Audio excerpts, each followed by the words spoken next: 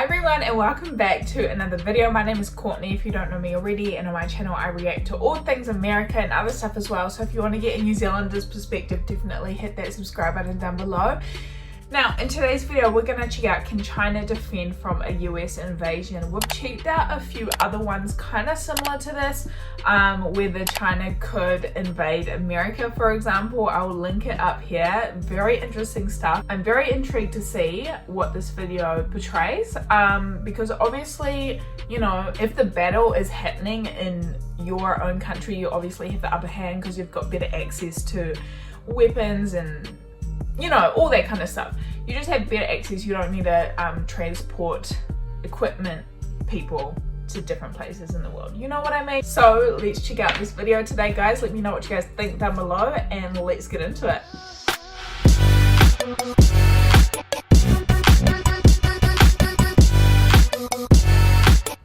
The United States, the world's premier military power. Yep. China, a rising power that may one day be able to challenge the US's own, but today cannot. What if these two military giants went head-to-head though, and the conflict played out on China's own shores? What if the United States decided it needed to invade China? Could China defend from a US invasion? First though, is conflict between the two even probable? The short answer is yes, and the possibility is frighteningly real and seemingly only growing more realistic by the day. Today, these two great powers find themselves locked in what historians have come to term Thucydides Trap. Thucydides was an ancient Greek historian who commented on the rise of Athens and the fall of Sparta. For a long time, Sparta was the reigning power of the Greek world, until the city-state of Athens began to rival it in terms of economy, wealth, and military power. The end result was an inevitable war between the two city-states and their allies, as one side, Sparta, sought to hold on to its spot as the #1 power, and Athens sought to dislodge it. If you think that's ancient history, then consider that out of 16 instances in just the last 500 years alone of a rising power supplanting a pre-existing power, war broke out 12 out of 16 times. Clearly, the odds are not good that the US and China can avoid war. To make matters worse, the seeds of conflict between the two nations already exist in a variety of potential flashpoints. The biggest of these are Taiwan's continued independence and China's aggressive and illegal expansion into the South Pacific. Eventually, most likely due to the matter of Taiwan, a conflict between the US and China is likely, especially if China wants to prove it really is a great power. As long as the US Navy reigns supreme in the South Pacific, China cannot claim to be a great power and cannot influence its neighbors the way it wishes to.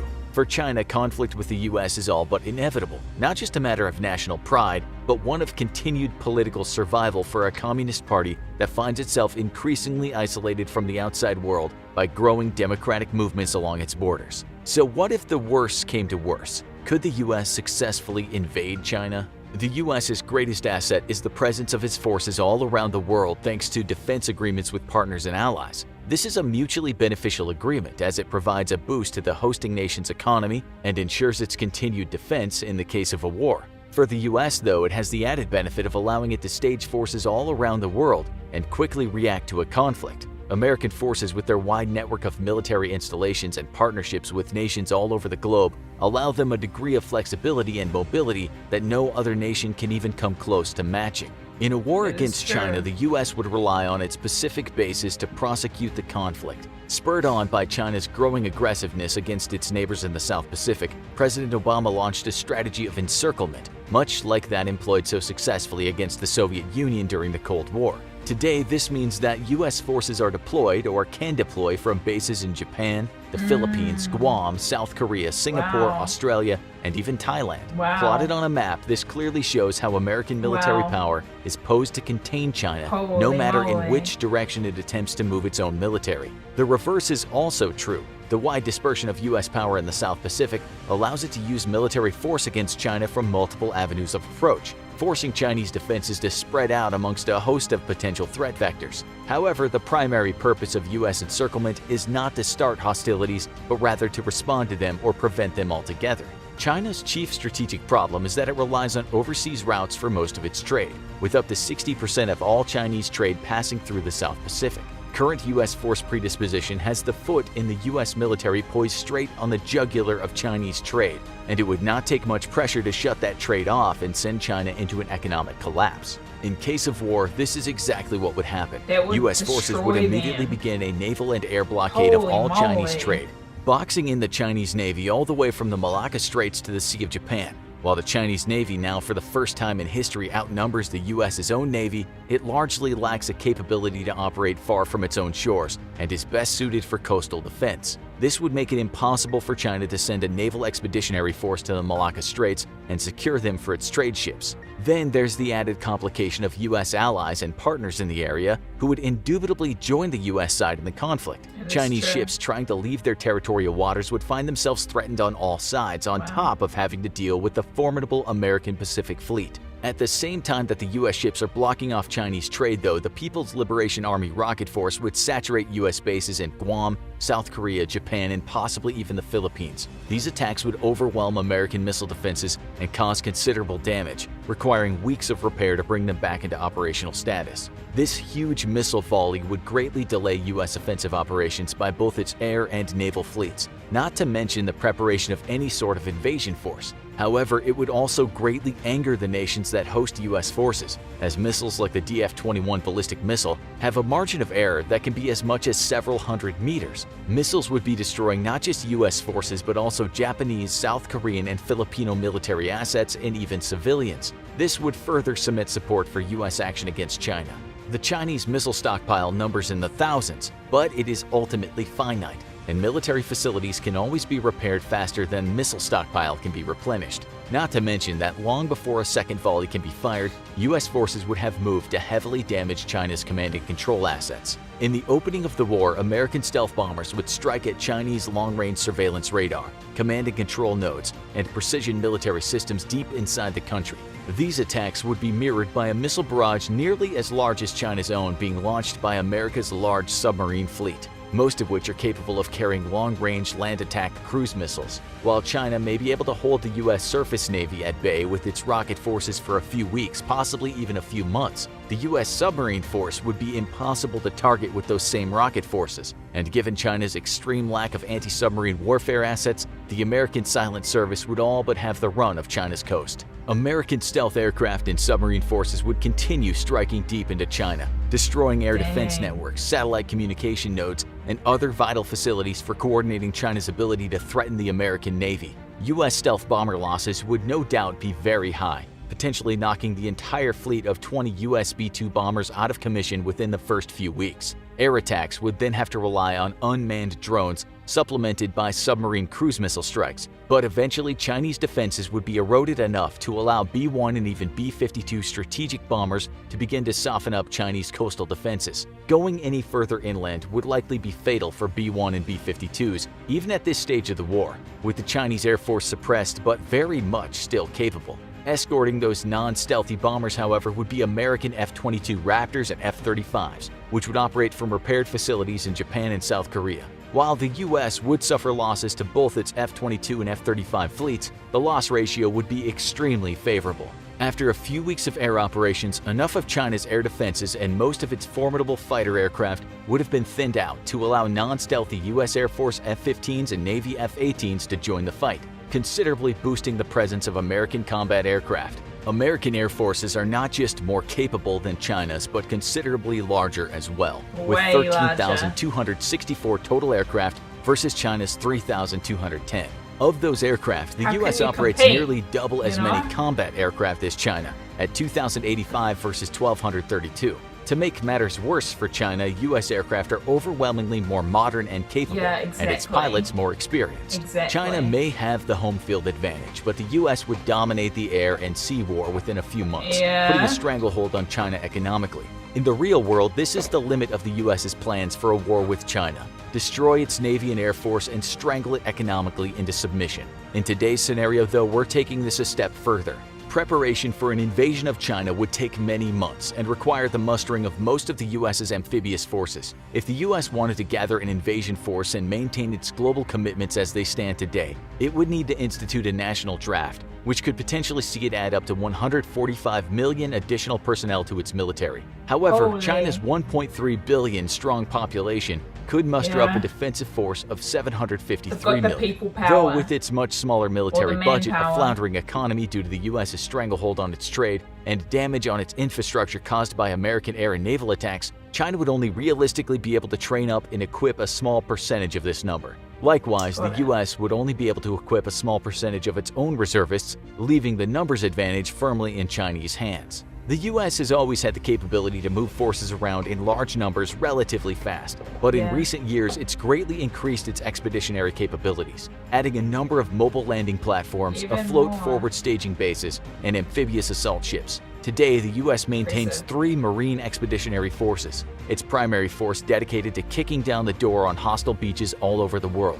Each force can bring to an enemy's shore between 20,000 and 90,000 Marines and sailors. These would quickly be supplemented by US Army Expeditionary Forces, though they would require longer to assemble, prepare, and transport to a hostile Chinese beach. Initially, the American Marines would be forced to hold the beach alone, though they would not be able to land in their full numbers all at the same time. Not wishing to spread themselves too thin, and with US air and naval power only capable of carving out a very small slice of safety on hostile Chinese beaches, US forces may at best approach the numbers of the amphibious assault in Normandy, averaging between 15,000 and 20,000 personnel per day. This would require a full 3.5 days for an entire Marine Expeditionary Force to make the beach. This would leave 20,000 Marines with the unenviable task of holding a narrow strip of beach against a People's Liberation Army of around 975,000, not counting reservists and conscripts. Even with air superiority achieved, US and Allied aircraft could not hope to hold at bay the vast number of Chinese ground troops, and it's likely that even before the first Marine Expeditionary Force could completely offload onto the beach, the Marines holding them would have been thrown back out into the ocean. Sheer numbers alone make an invasion of the Chinese mainland completely impossible for even the technologically superior US, and it would require the unloading of an entire Marine Expeditionary Force in one single landing to secure a foothold against the vast numbers of the Chinese People's Liberation Army. This is precisely why the United States has no plans of invading China, and instead plans on simply destroying the Chinese Navy and Air Force while blockading it economically in the case of war. Want to find out how the US Navy plans to defeat China? Watch US Navy Must Do This to Defeat China in War. Or check out this other video. The blockades gonna get ya. Blockades, I've said this in multiple different videos, but blockades throughout the entirety of history, they destroy countries. I feel like blockades wins wars and battles because you're directly affecting and destroying a country's economy. It's insane how much damage a blockade can do. I can't even imagine the US putting a blockade on China because a lot of China's economy is based on exporting. You know, they have so many factories there and they export everything to different companies all around the world. Can you imagine what would happen if there was a blockade on China? They would implode. They would literally implode on themselves. Insane to think about. I think that just there, such a crucial factor for China. Let's Google it. What percentage of China's economy is exports? Let's have a look. Wow, it's actually not as high as I thought. It's 18.42%. I didn't know that. But they are they're the world's largest exporter. But what else do they have there? Oh, but their trade is 35.68%. I really thought it'd be higher than that. Well, how else do they make their money? Man, I don't know. Let me know if you know anything about that. But I guess like they're so big and there's so many people in China that they could potentially self-sustain. But I don't know. 18.42% is a huge chunk. You know? Interesting stuff. very interesting. Let me know what you guys think down below. I would love to hear your thoughts about this, and if you know anything more about it, definitely feel free to leave a comment down below. It's very interesting. But yeah, the United States has such a hold over the entire world with their defense treaties and all that, and their bases all around the world. It's genius. It is genius. They've got so many bases all around the world. I've checked out a video about it. It's really, really interesting if you want to go check that out as well. But it's like insane because they can, just them being in different locations around the world and just being so close to anywhere, you know what I mean? That's insane. And yeah, super, super interesting. They've got all the bases around China. So close to China, right?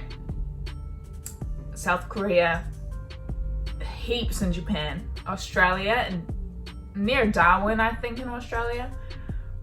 Pretty sure the Marines go out there. I don't know.